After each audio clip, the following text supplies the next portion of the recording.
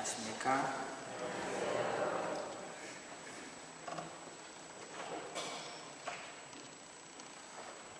오늘 50대 부인이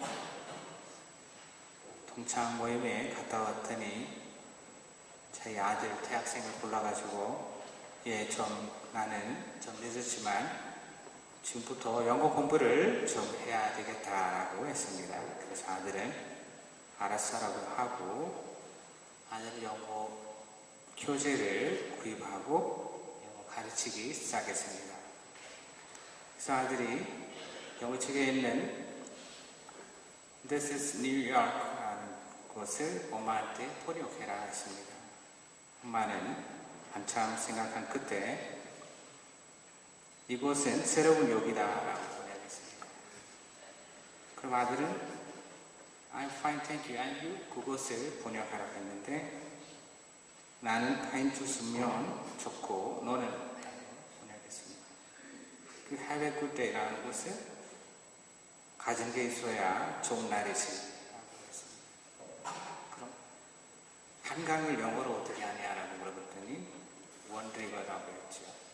재미없죠. 네. 연중체 32주일입니다. 복음을 읽고 묵상하면서 생각하는 성가가 있습니다. 내 생의 모든 것 당신께 드리니 내 생의 모든 것 받아주소서라는 성가가 있습니다. 또 우리가 공헌할 때마다 즐겨 부르는 성가 있지요. 내게 있는 모든 것을 아낌없이 바치네 라고 노래를 부르면서 봉헌 바구니에 1,000원 내고 가죠. 왜 천주교인지 아십니까? 1,000원을 내기 때문에. 만약 우리가 10,000원을 내면 반주교가 될 수 있어요. 1,000원은 누구를 위해서 만들어진 지폐인지 아십니까? 천주교 신자들을 위해서. 그럼 10,000원은 개신교이나 기독교. 그럼 50,000원이나 100,000원은 불교 신자들 위해서 만들어진 지폐예요. 한동안 이런 유행어가 있었습니다. 남자가 남자이지라는 유행어가 있었습니다. 봉헌은 봉헌다워야 봉헌이지. 그래야 참된 봉헌이 아닐까요? 또 유행어가 있었죠. 이건 아니잖아, 이건 아니잖아 노래가 있었습니다.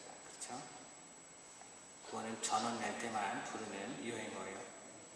예수님께서는 봉헌을 통해 참된 봉헌의 의미를 복음을 통해서 참된 봉헌의 의미를 말씀하고 계십니다.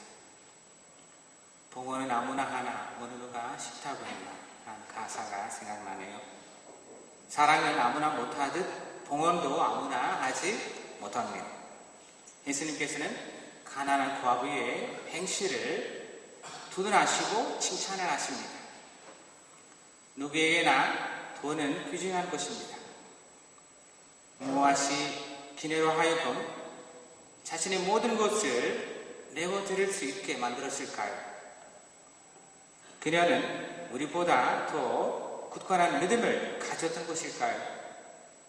그녀는 우리와 똑같이 가난하고 힘겹게 하루하루를 살아가는 평범한 홀로 남겨진 과부일 뿐입니다. 다만 그녀는 자신이 가난하고 힘겹게 살면서도 내어드리는 자유와 봉헌의 기쁨을 맛본 것은 아닐까요? 하느님께 모두 바치고 자신의 삶을 맡겨드리면 더 좋은 것으로 채워주신다는 것을 강렬하게 체험했기에 온전한 봉헌이 가능하지 않았을까 싶습니다. 참된 봉헌, 진실한 봉헌은 무엇일까요? 쓰다 남은 것을 바치는 것도 아니에요. 남의 것을 빼앗아 바치는 것도 아니에요. 자기 것은 다 챙겨두고 남겨진 것을 바치는 것도 아닙니다. 또한 남보다 많은 축복을 받기 위해서 어떤 기카를 바라고 가진 것 중 일부를 바치는 것도 아닙니다. 다른 사람들은 풍족한 가운데 얼마씩을 넣었지만 그녀는 궁핍한 가운데 가진 것을 모두 넣었습니다. 라고 복음을 말합니다. 무엇을 얼마나 어떻게 바치느냐가 중요한 것이 아니라 어떤 마음으로 바치느냐, 즉 봉헌하는 사람들의 정성과 마음이 중요하다는 것입니다.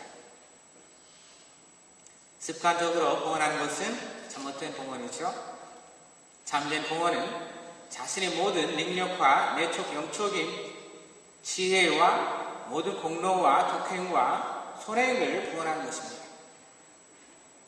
가진 것 없는 사람은 바로 자신을 봉헌하는 것입니다.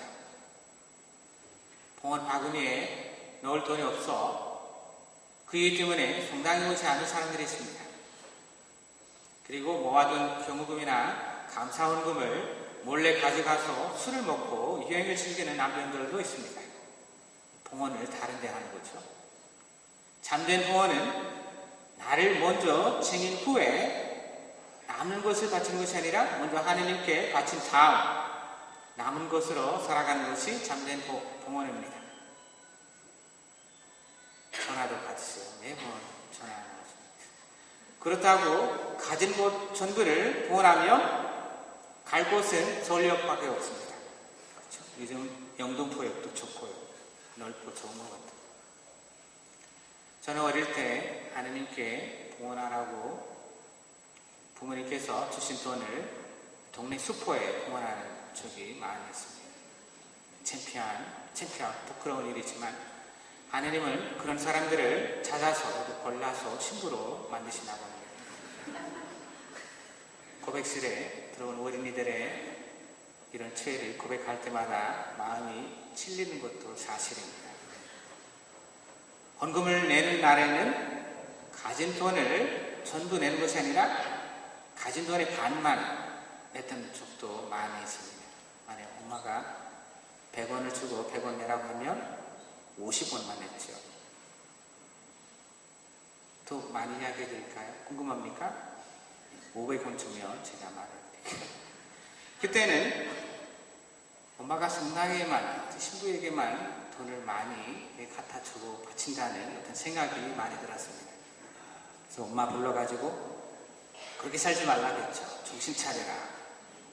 우리도 사달라고 하는 것 사주지 않고 이렇게 뭐 성당에 갖다 바치냐라고 했죠.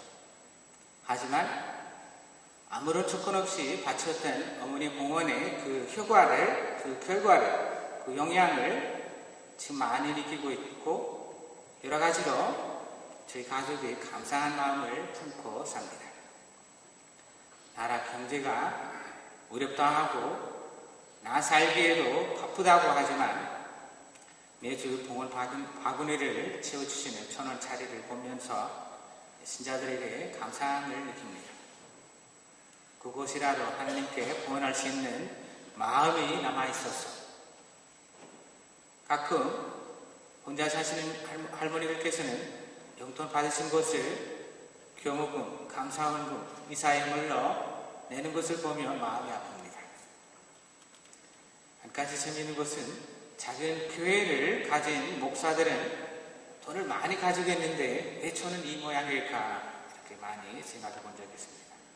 아마도 그들은 11조나 봉헌 돈을 신자들의 봉헌한 돈을 높이 이렇게 던지고 올라가는 것은 하느님께, 내려오는 것은 당신들이 가져가는지도 모르겠습니다. 아끼고 아까도 말씀드렸지만 봉헌하는 방법은 다양합니다. 자신 없이 바칠 줄 알아야 합니다. 그 맛을 아는 사람만이 바치고 더 바치고 더 바친다는 것입니다. 하느님께 우리가 바칠 수 있는 것은 비단 돈뿐만 아닙니다.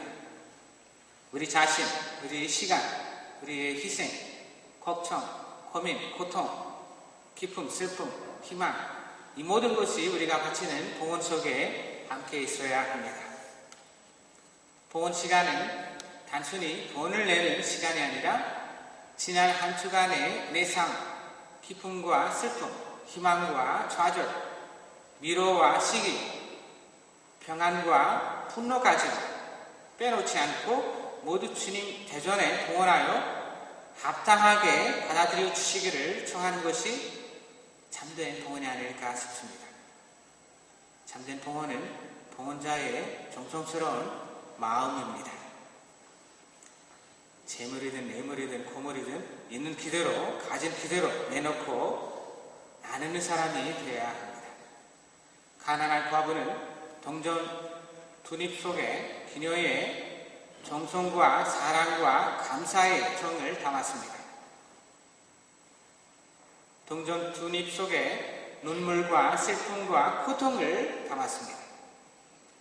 동전 두립 속에 기쁨과 근심, 걱정과 염려, 번민과 번뇌를 담았습니다. 과부는 동전 두립 속에 그녀의 모든 것을 담아서 하나님께 바쳤습니다. 하나님께서는 동전 두립이 아니라 그녀 자신을 받았습니다. 고용과 고세와 허위, 자기 과시와 탐욕에 비해 과부의 동전 두립은 보석보다 찬란하고 꽃보다 아름답고 향기롭다고 예수님께서 말씀하십니다. 요즘 가난하고 작아야 하는 수도자들조차 돈 걱정만 하는 이 세상에서 우리가 하나님께 바칠 수 있는 것은 뭐가 있겠습니까? 수대회 창립자들은 돈 한 푼도 없이 수대회를 이끌었고 기도와 믿음으로 그들은 지켜왔지만 우리는 요즘 모든 수도자들이 주체도 돈이요 주체도 돈이요 수체도 돈 걱정을 하면서 합니다. 뭐니 해도 머니가 최고입니다. 어떻게 하면 많이 먹을 수 있고 많이 받을 수 있는가 라는 생각에 빠져 있습니다. 도대체 언제부터 사랑 예수님이 돈이 되셨는지 모르겠습니다. 사도 바울은 고린도 후서 9장에서 이런 말씀을 하십니다. 여러분이 마음으로 원해서 하는 일이라면 가진 곳에서 얼마를 바치든지 기꺼이 받으실 것입니다. 좋게 뿌리는 사람은 좋게 거두고 풍성하게 부리는 사람은 풍성하게 걷습니다. 각각 마음에서 우러나오는 대로 하십시오. 아까워하면서 하거나 마지못해 하는 일은 없어야 합니다. 하나님께서는 깊은 마음으로 하는 사람을 사랑하십니다 라고 하십니다. 우리의 목표와 목적은 하나님이신가요? 아니면 돈인가요? 누가 우리의 주인입니까? 우리가 누구를 위해서 살아가고 있는지, 우리가 어떤 정신과 마음으로 제대로 살아가고 있는지 묵상해 볼 필요가 있습니다. 우리가 너무나 가난해서 내어줄 것이 아무것도 없다 할지라도 한 가지를 내어줄 것이 있어야 합니다. 그것은 바로 우리 자신입니다. 그것이 그 무엇보다 하나님께서 우리에게 바라시는 참된 봉헌이 아닐까 싶습니다. 잠시 묵상하시고